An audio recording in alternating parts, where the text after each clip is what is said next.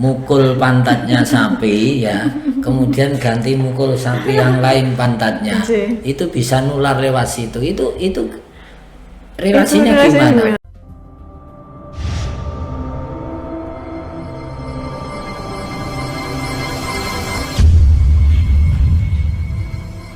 Assalamualaikum warahmatullahi wabarakatuh. Alhamdulillahirabbil alamin wa bihi nasta'inu ala amri dunya waddin. Rabbi shrah li sadri wa yassir li amri wahlul 'uqdatam min lisani yafqahu qawli, amma ba'du. Alhamdulillah, pada kesempatan yang berbahagia ini keluarga besar Masjid Nurul Huda bisa mengadakan kegiatan dalam rangka menyongsong Hari Raya Kurban.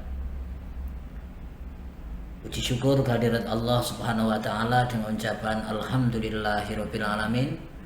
Salawat salam kita haturkan baginda Rasul, Allahumma sholli ala Muhammad, Allahumma sholli alaihi wasallim. Selanjutnya alhamdulillah pada detik dan waktu ini kita mendapatkan tamu istimewa, yaitu dari Dinas Pertanian bagian bidang kesehatan hewan, yaitu Ibu Dr. Neneng Susanti. Kami ucapkan selamat datang. Assalamualaikum, Bu. Waalaikumsalam warahmatullahi wabarakatuh. Alhamdulillahirabbil alamin. Sehat ya, Bu ya? Alhamdulillah, Bapak. Alhamdulillahirabbil alamin. Kali ini yang pertama ini, Bu ya, kita bisa datang di Masjid Nurul Huda. Alhamdulillah. Semoga giat kita pada saat ini nanti bisa memberikan manfaat dan pencerahan kepada masyarakat. Amin. Ya, sehubungan dengan virus-virus varian baru yang sekarang sedang melanda dan menjadi ujian bagi kita semua, yaitu dengan hilangnya corona bagi manusia ya. Kemudian datang lagi virus yang menyerang hewan-hewan kita ya. Untuk itu apalagi ini kita mau menghadapi Hari Raya Idul Adha, ketepatan kita mau ada kegiatan kurban bagi umat Islam. Maka dari itu nanti kita minta pencerahan dari Ibu Dr. Neneng Susanti untuk memberikan penjelasan yang sejelas-jelasnya ya. Sehingga saudara-saudara kita yang mau beli hewan ya, kemudian yang mau menjual hewan, itu juga tidak ada keraguan, sehingga ibadah kurban itu tetap jalan terus, yang sakitnya kita obati gitu. Hingga ini masih banyak orang di kampung-kampung atau saudara-saudara kita khususnya di Kabupaten Nganjuk ini masih awam, Bu. Awam tentang hal-hal baru ini, karena dulu-dulu juga tidak ada ini.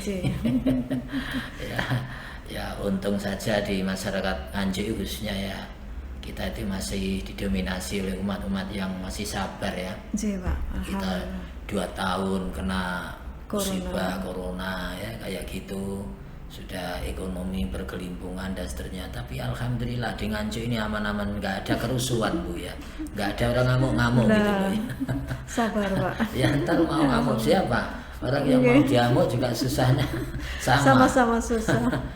Sama-sama susah ya. Itu kita awali, Bu Neneng ya.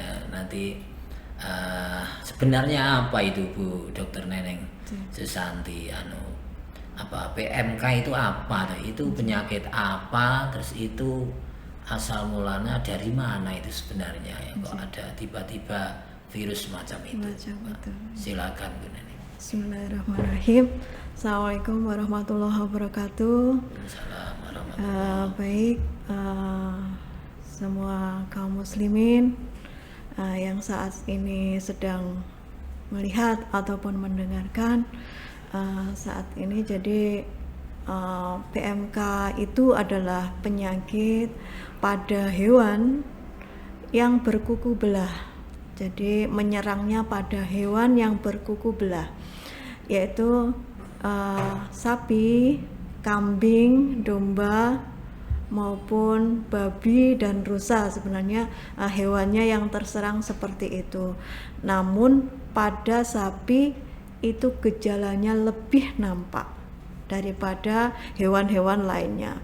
Dan PMK atau penyakit mulut dan kuku ini disebabkan oleh virus yang mirip dengan kalau kita masalah COVID. Jadi virusnya karena sama-sama disebabkan oleh virus, jadi memang agak susah, bukan agak susah juga bukan sulit juga untuk mengalami penyembuhan. Jadi PMK ini ketika menyerang pada ternak kita, baik itu sapi maupun domba, itu yang pertama itu bisa disembuhkan, insya Allah seperti itu. Jadi karena masa inkubasi atau masa penyerangan penyakit itu pada ternak itu sekitar 1-2 minggu, maka para peternak sekalian, para pemilik ternak yang saat ini ternaknya terserang PMK, katakanlah seperti itu, maka sama seperti tadi, bersabar itu insya Allah menjadi ciri khas kaum muslimin Nganjuk. Jadi insya Allah dalam kurun waktu sekitar 1 minggu sampai 2 minggu, jika ternaknya itu kita perhatikan kebutuhannya, insya Allah akan bisa sembuh. Nah itu jadi yang pertama, jadi walaupun ini penyakit baru, bukan penyakit baru dalam arti yang sebenarnya, karena dulu zaman mbah-mbah kita dulu penyakit ini sudah ada, walaupun demikian tidak terasa karena kan beda generasi. Jadi kita sudah dinyatakan bebas sebenarnya dari penyakit ini, akan tetapi tiba-tiba sekarang muncul. Jadi penyakit ini menyerang pada ternak kita, dan kebetulan sekali di awal kita persiapan mau berkurban, dan ternak yang diserang itu kebetulan sekali adalah ternak-ternak yang mau kita korbankan, seperti itu. Jadi mungkin hal inilah yang menimbulkan agak panik, ini penyakit seperti apakah gitu kan, sehingga menimbulkan kepanikan. Jadi yang pertama perlu digarisbawahi bahwa penyakit PMK ini bisa disembuhkan, jadi tidak usah terlalu panik berlebihan, seperti itu. Iya. Nggih. Bu Dokter Neneng, kalau misalkan kita sebagai peternak ini ada mengalami gejala-gejala penyakit PMK itu di awal-awal, kira-kira kiatnya apa Bu Dokter supaya hewan ini bisa terselamatkan? Kiat-kiat di awal itu apa kira-kira? Jadi ketika awal kita lihat ternak itu dengan gejala keluar lendir berlebihan dari mulut, kemudian timbul semacam gelembung-gelembung seperti sariawan di rongga mulut maupun sampai ke hidung. Jadi pada saat itu sama seperti kita, kalau manusia mau ke arah sariawan berat kayak gitu atau bayi gitu, kelihatan pasti yang awal pasti demam, Pak. Demam, kemudian timbullah sariawan itu. Jadi pada hari pertama sampai hari ketiga itu kemungkinan ada demam, kemudian muncul gelembung-gelembung sariawannya. Pada saat itu ternak itu akan kalau istilahnya orang Nganjuk itu jegrek, jadi tidak bergairah, tidak mau makan karena merasa mulutnya itu sakit. Sehingga dia tidak mau, pengen makan tapi tidak bisa makan, jadi hanya mengeluarkan air liur yang berlebihan itu di hari pertama sampai ketiga. Pada saat itu bagi peternak maka alangkah baiknya memberikan support kepada ternak tersebut, yaitu dengan memberikan nutrisi, yaitu dengan bisa memakai ramu-ramuan yang yang herbal, bisa pakai kunyit, temulawak untuk meningkatkan nafsu makan, sedangkan kunyitnya untuk memperbaiki atau mengobati sariawan yang sudah ada. Secara tradisional bisa dipakai itu, dan untuk mengganti dia tidak mau makan, maka kita bisa memakai air gula merah, air gula Jawa seperti itu, sebanyak mungkin kebutuhan si sapi. Mungkin kalau sapi besar bisa sampai 1 sampai 2 timba seperti itu. Jadi sehingga nutrisi si sapi itu bisa tetap ada. Ketika kita tidak perhatian ketika di hari pertama dan sampai ketiga itu, maka si sapi akan semakin malah menimbulkan penyakit pencernaan yang demikian hebat, yang kemudian bisa menyebabkan dia mungkin juga kematian karena kita tidak merawatnya dengan baik. Dan kemudian kita juga harus hati-hati terhadap air liur yang dikeluarkan oleh si ternak, karena di air liur itulah tempat terkumpulnya virus-virus PMK, sehingga ketika dia jatuh ke kukunya, dia bisa menyebabkan kelukaan di kukunya sehingga dia pincang, tidak mau berdiri dan sebagainya. Maka ketika di awal-awal dia keluar air liur itu, maka hendaknya peternak bisa membersihkan setiap saat air liur yang ada di lantai kandangnya, baik itu dengan menutupinya dengan sesuatu sehingga tidak terinjak. Nah, intinya bahwa air liur itu tidak terinjak oleh kaki, sehingga gejala PMK itu hanya ada di bagian atas, bagian rongga mulut, tidak sampai ke kaki. Sehingga kalau kakinya bisa terselamatkan, maka dalam kurun waktu 1 minggu, 5 hari sampai 1 minggu, insya Allah sudah sembuh. Itu. Oke. Jadi itu kiat-kiat awal atau ikhtiar kita di awal. Ikhtiar kita di awal, lebih perhatian.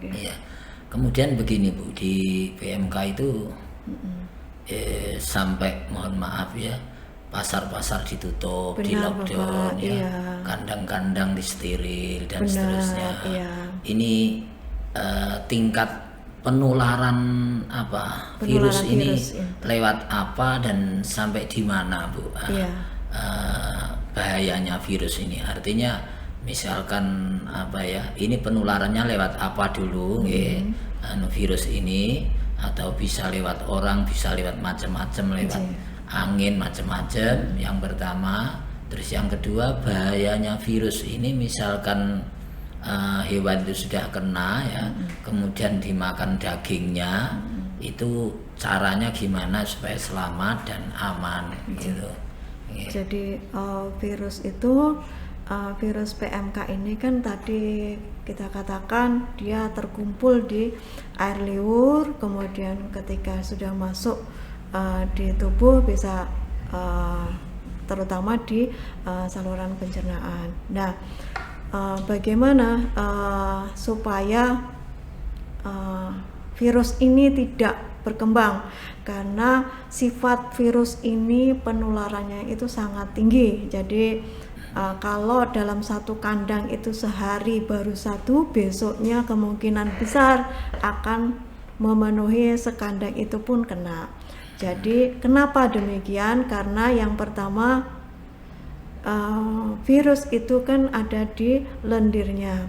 Ketika si peternak ngurusin satu sapi yang sakit, kemudian juga ngurusin sapi yang lain yang masih sehat, dia bisa menjadi pembawa virus yang ada pada ternak yang sakit tadi, baik melalui alas kaki, sendal kita, juga dari ketika hewan itu kalau di COVID atau di manusia kan mungkin bersin, sama seperti itu si ternak kan juga tidak diem, mungkin kan dia menghembuskan nafas dan sebagainya, itu bisa menular dari satu ternak ke ternak lain. Jadi lewat udara yang jaraknya berdekatan, juga lewat peternaknya sendiri. Ketika dia masuk kandang, kemudian dia bergumul dengan hewan yang sakit, kemudian dia keluar kandang, masuk ke kandang lainnya yang masih sehat. Nah, ternak yang masih sehat itu juga bisa, Iya. bisa Jadi itu pengelolaannya kalau melihat dari teori Ibu ini kayaknya peternaknya pakai APD juga ya. benar. Seperti kita ngurus Iya. COVID kemarin ya. Benar, ya, tapi bisa disiasati bahwa makanya kenapa pasar itu kita tutup, karena hal itulah yang menyebabkan ketika ternak-ternak yang hari ini tidak kelihatan sakit, kemudian dibawa ke pasar, nah padahal dia sakit tapi belum terlihat sakitnya terlalu nampak. Ketika dia bergumul dengan ternak-ternak yang di pasar itu, pasti populasi sangat padat dan berdekatan. Itu bisa menularkan ke yang ada di sekelilingnya. Kemudian mereka kembali ke tempat semula, mereka menjadi pembawa virus yang ada di pasar. Maka upaya pencegahan pemerintah untuk tidak memperketat sehingga penyebaran itu tidak terlalu luas, yaitu dengan salah satunya menutup pasar untuk sementara waktu dalam masa inkubasi penyakit itu. Jadi saat ini pemerintah sudah menutup pasar kalau di Nganjuk itu sudah 2 minggu. Kemudian karena kasusnya belum mereda terlalu nyata, maka akan diperpanjang lagi 2 minggu kemudian, dan insya Allah tanggal 27 itu kan nanti 2 minggu yang kedua. Kita lihat lagi apakah perkembangan kasus ini semakin meluas atau sudah menurun. Ketika sudah menurun, kemungkinan insya Allah pasar berarti sudah kondusif untuk dibuka lagi, mungkin seperti itu. Jadi tadi kembali ke penularan, maka salah satunya yaitu tadi kita sendiri, selain dari udara yang saling berdekatan, misalkan kandang satu, kalau di desa itu kan ada beberapa kandang itu yang dempet antar tetangganya, Pak. Nah itu salah satunya juga bisa, misalkan satu kandang ini ada ternak baru yang kelihatannya sehat tapi ternyata sakit, kemudian satu kandang ini kena. Nah, kandang sebelahnya yang mungkin berdekatan itu bisa kena angin, arah angin, sehingga dia bisa juga kena. Atau ayam-ayam mentok-mentok yang menginjak-injak air liurnya yang ternak sakit itu bisa nyambangi ke kandang-kandang yang lain, juga bisa membawa. Iya, enggak, selain saya juga ini ada dengar ya. Ini agak lucu tapi ya saya pernah dengar juga, bahkan dari pegawai teras atas lah, menyampaikan bahwa penularannya itu bisa lewat pantatnya hewan. Jadi kalau kita lagi mukul pantatnya sapi ya, kemudian ganti mukul sapi yang lain pantatnya, itu bisa nular lewat situ. Itu relasinya gimana? Bener ya, itu bener ya. Bukan karena pantatnya Bapak, tapi karena alas kakinya kita atau kita sendiri. Kita pada saat menepuk pantat nggak mungkin berada 10 km dari si sapi bisa menepuk. Kemudian kan kita dekat dengan sapi yang sakit. Dan apa yang kita injak adalah apa yang sudah liur yang sudah ada di lantai. Sebenarnya itu pastinya lewat liur itu ya. Inje Bapak. Jadi bukan pantatnya ya. Bukan pantatnya, tapi kita nggak mungkin menempuh pantat dengan jarak jauh. Soalnya pahamnya orang awam menerangkan kalau kamu mukul pantatnya sapi A, jangan kemudian mukul sapi B. Mungkin benar juga. Maksudnya dalam arti benar, nggak mungkin kita memukul pantat dengan jarak jauh, pasti kita ada dekat situ. Maka kitalah ini ya, manusia jadi ini ya egonya, padahal kita yang membawa, sapinya yang disalahkan. Kita membawa virus dari ternak satu yang kita pukul tadi, kemudian kita membawanya ke ternak berikutnya yang kita pukul. Oh iya, jadi intinya penularannya lewat begitu ya sistemnya. Sistemnya jadi dibawa oleh orangnya itu ya. Iya, baik mulai orang, alat ataupun apapun yang berhubungan, menghubungkan mereka, entah itu Oke, clear. mentok. Berarti bukan bokongnya, Benar. bukan pantatnya. Tapi karena kitanya, Pak. Oke. Sih. Terus Bu, yang tadi ya masih ada apa, tadi bahaya mengonsumsi daging iya. sapi yang sudah pernah kena PMK itu. Jadi yang pertama tadi bahwa PMK ini bisa disembuhkan dalam jangka waktu 1 minggu sampai 2 minggu asal peternaknya itu sabar. Itu yang pertama. Jadi nggak usah terlalu panik bahwa PMK ini dengan kesabaran kita untuk merawat ternak kita, karena itulah aset yang mau kita jadikan sebagai sarana ibadah kita. Maka saat itu dengan perawatan dan insya Allah itu bisa disembuhkan, yang pertama. Kemudian yang kedua, PMK ini kan seperti yang awal tadi kita katakan bahwa PMK ini hanya pada hewan berkuku belah. Berkuku belah artinya hewan itu kukunya cuma bercelah 2, Pak. Kalau kita bercelah banyak, Pak. Dan insya Allah tidak menular ke manusia. Jadi yang kedua, PMK ini tidak menular ke manusia. Jadi kita manusia belum ada yang terserang PMK, belum ada. Jadi kita tidak terserang PMK, cuman kita bisa menjadi media pembawa virus itu ke tempat yang lain. Jadi intinya ya Bu, mohon maaf. Intinya penyakit apa itu hewan yang sudah kena PMK penyakit itu, misalkan disembelih misalkan terus dagingnya dimakan, itu sebenarnya tidak bahaya ya bagi tidak bahaya manusia. Bagi manusia. Tapi teknisnya gimana Bu? Ada teknisnya. Jadi untuk hewan-hewan yang pada kondisi saat ini, taruhlah dia posisi kena penyakit, kena PMK dengan gejala yang ngiler tadi, ataupun bahkan sampai kukunya yang terparah, kukunya sampai copot pun, misalkan seperti itu, kondisi dia tidak bisa berdiri, maka kan kita harus potong. Nah, pemotongan hewan yang terkena PMK itu boleh dan aman untuk dikonsumsi manusia. Walaupun separah apapun PMK itu ada gejalanya, tapi masih tetap aman untuk dikonsumsi manusia karena satu, dia tidak menular ke manusia.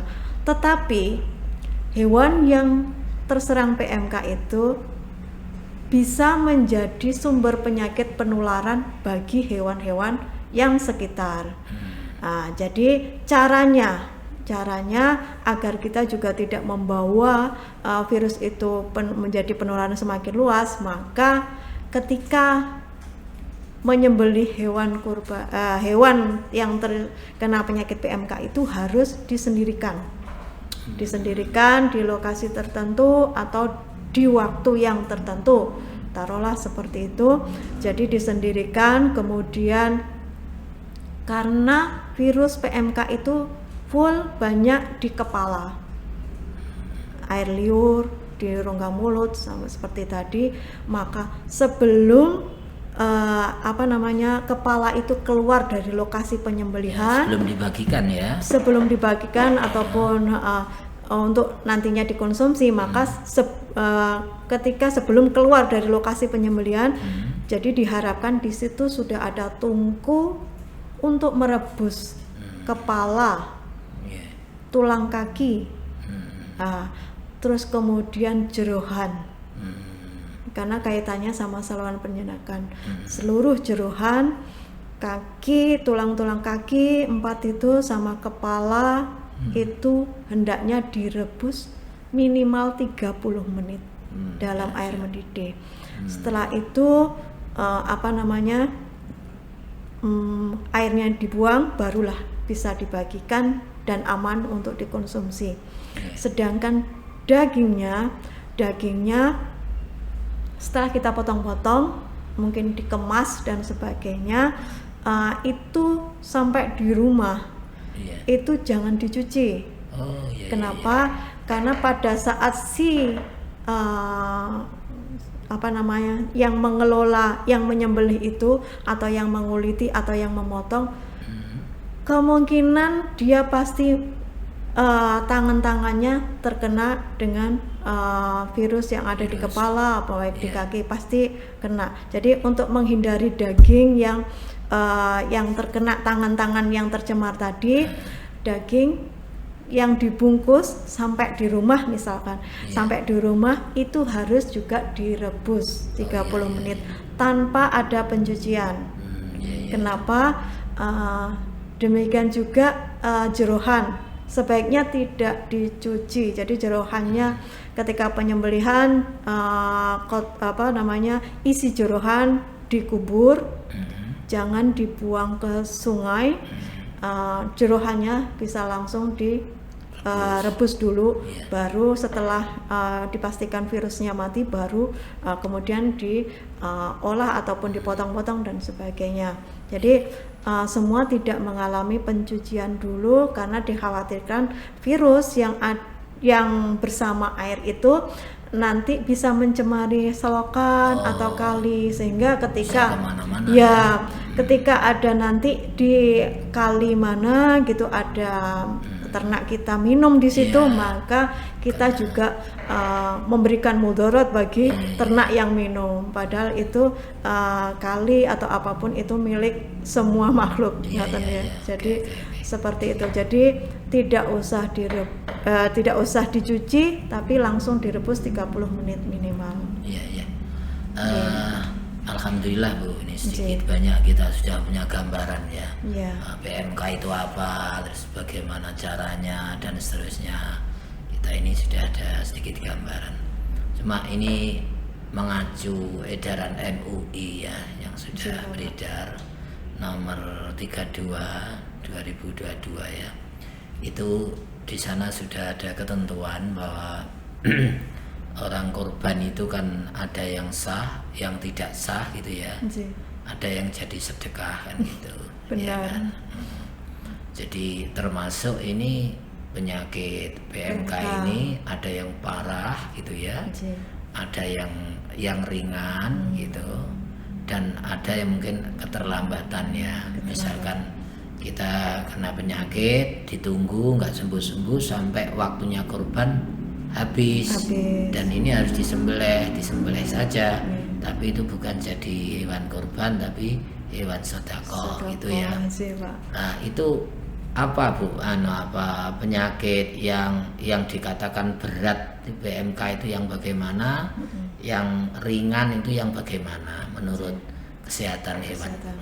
Jadi sesuai fatwa MUI tadi bahwa ada gejala PMK yang dikategorikan ringan, yaitu ketika misal biasanya hewan kurban itu datang 1 hari atau 2 hari sebelum kurban, misalkan di dropping di masjid tertentu, kemudian ketika di malamnya atau 1 hari menjelang pemotongan itu dia menampakkan gejala-gejala yang disebutkan tadi, yaitu misalkan keluar liur yang berlebihan, mulai berkurang nafsu makannya, kemudian tetapi muncul sariawan-sariawan di mulut.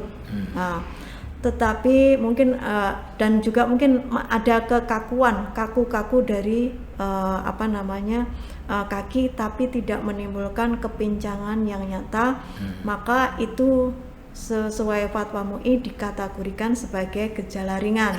Jadi ada liur, ada demam, berkurangnya nafsu makan, sama kaki masih tidak pincang, itu dikategorikan ringan. Adapun untuk kategori itu berat yang ringan untuk korban no problem ya. No problem, sesuai fatwa MUI masih dianggap syah ketika pada hari-hari jadwal waktu dikorbankan masih mengalami hal yang demikian, masih bisa. Adapun yang kategori berat yaitu ketika penyakit PMK ini menyerang pada kukunya. Sehingga ketika gejala berat terjadi dan ketidakperhatiannya pemilik sehingga menyebabkan kukunya itu terluka yang parah, sehingga kukunya itu kemungkinan bisa copot Pak. dan itu menyebabkan kepincangan yang sangat, maka itu sesuai fatwa MUI dikategorikan sebagai gejala yang berat. Ketika gejala berat itu muncul di hari sebelum, jauh hari sebelum hari H, waktu kurban, maka masih bisa diobati sampai dia tidak menimbulkan kepincangan. Dengan pengobatan baik medis maupun tradisional dipersilakan, sehingga pada hari H itu sudah tidak ada kepincangan, maka dia menjadi kategori ringan. Karena biasanya untuk bahkan bisa sembuh total ya, bisa sembuh total asal yaitu sabar dan menunggu waktu harinya. Namun yang tadi, apabila ketika 2 hari menjelang atau 1 hari menjelang penyembelihan baru copot, kemungkinan dia akan mengalami kepincangan yang nyata, sehingga pada hari selesainya hari tasyrik dia belum juga mengalami kesembuhan, maka ini berganti lagi menjadi bukan hewan kurban. Demikian menurut fatwa MUI. Bergantinya bukan hewan itu karena satu, waktunya sudah habis. Yang kedua memang sakit. Sakit yang nyata. Karena di dalam syariat sendiri kan kita berkorban itu kan syaratnya termasuk hewannya sehat. Gitu. Terus yang kedua gini Bu, tadi Ibu menyampaikan bahwa pengobatan tradisional pakai kunir, pakai macam-macam tadi ya. Tapi secara medis ini apakah ada Bu ini untuk sapi-sapi yang sakit ini, misalkan vaksinnya ada nggak Bu? Vaksin khusus sapi, sapi PMK. Sama seperti corona Bapak. Karena penyakit ini adalah penyakit yang dianggap baru, karena sebelumnya sudah kita dinyatakan bebas, maka untuk menolak, karena ini juga dari virus, maka untuk menolak penyakit ini atau upaya pencegahan kita bisa pakai vaksin memang. Jadi nanti pemerintah akan memberikan, sama seperti COVID, akan memberikan vaksin kepada seluruh hewan-hewan yang rentan, baik sapi, kambing, domba, seperti itu, untuk mendapatkan vaksin. Berarti ini hewan-hewan yang masih sehat-sehat itu boleh divaksin ya Bu ya? Vaksin gratis itu untuk gratis Pak, dari sama orang aja gratis. Sami mawon. Sama kambing bayar. Insya Allah begitu Bapak. Jadi insya Allah dalam waktu ke depan sudah dimulai sebenarnya pada daerah-daerah tertentu. Kita menunggu giliran saja untuk Nganjuk kapan vaksinasi. Jadi ini sudah untuk Nganjuk sudah sampelnya ya Bu ya?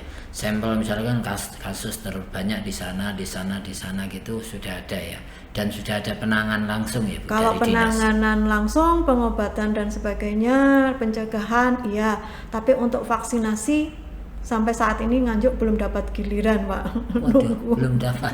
Insya Allah kapan, mungkin Agustus atau gitu, karena Agustus sudah melampaui hari kurban Pak.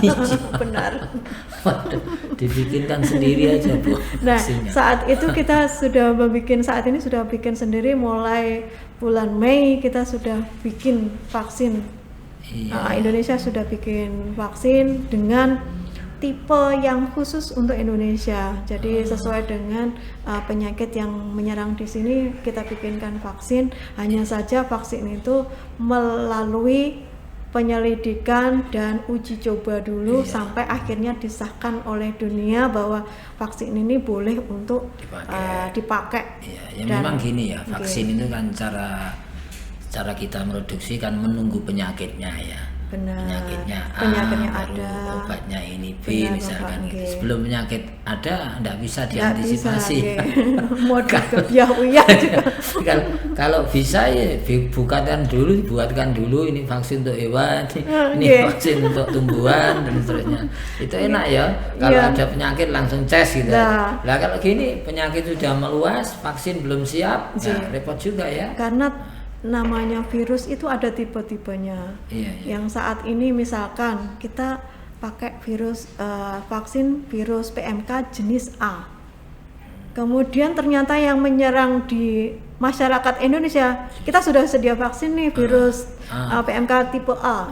Ternyata yang menyerang tipe Z, nah sama aja kita bikin lagi. Makanya ketika kasus ini terjadi, kita ambil sampel dari kasus, kemudian kita teliti ini tipenya apa. Nah penelitian untuk ke arah memutuskan ini tipenya A, B, C sampai Z itu apa. Kemudian habis itu baru pembikinan. Dan insya Allah sampai tahap uji coba, insya Allah Agustus sudah diluncurkan atau akhir Juli. Semoga Nganjuk dapat giliran, Pak. Amin. Ya. Dan ini kelihatannya kasusnya nasional, nggih. Pak.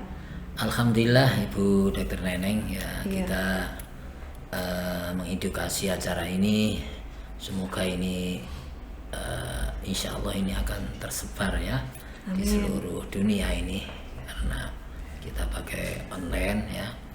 Semoga ini banyak manfaatnya khususnya bagi kaum muslimin muslimat yang sebentar lagi mau kurban. Yang jelas bisa saya simpulkan bahwa satu, dengan adanya virus PMK ini kegiatan ibadah kurban itu sayujannya terus berjalan.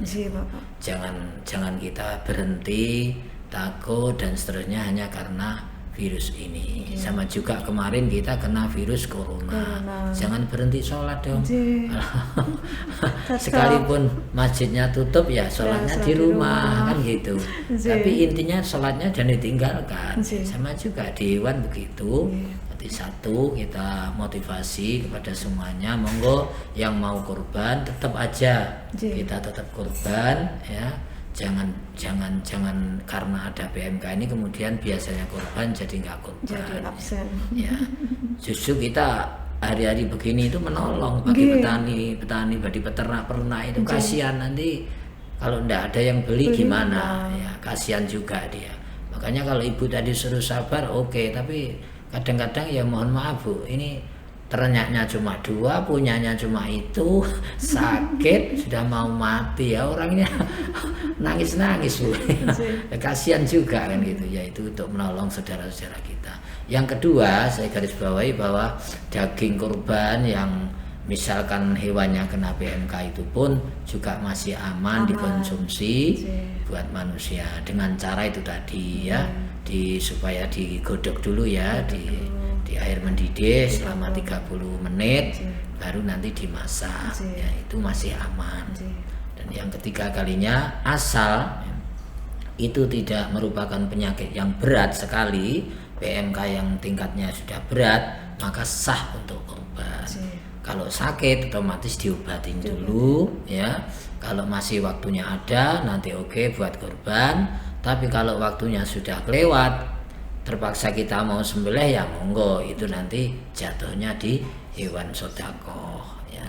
Terima kasih Dr. Neneng sudah hadir di Masjid Nurul Huda. Semoga kegiatan kita ini termasuk kita memakmurkan rumah Allah.